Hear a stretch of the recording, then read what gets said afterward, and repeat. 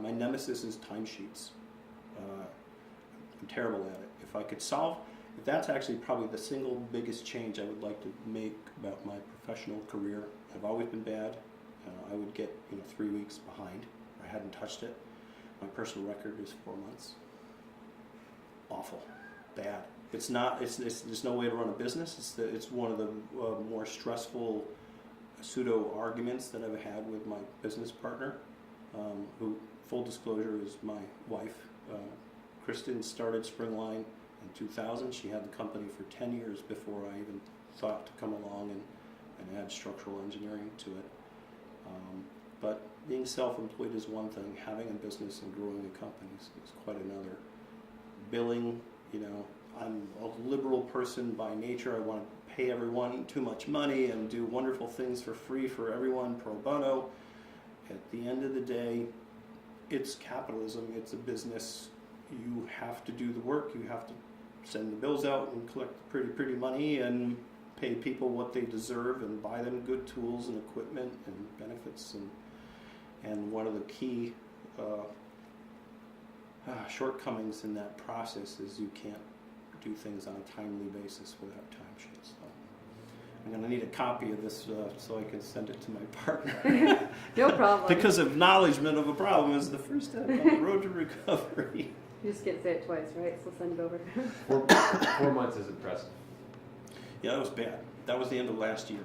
It was October, November, December, and part of January. That's how I spent a good chunk of my 1.5 weeks of time away during the holidays. We closed our office, which is the best thing. We haven't been taking vacations because we're busy and we're growing a company.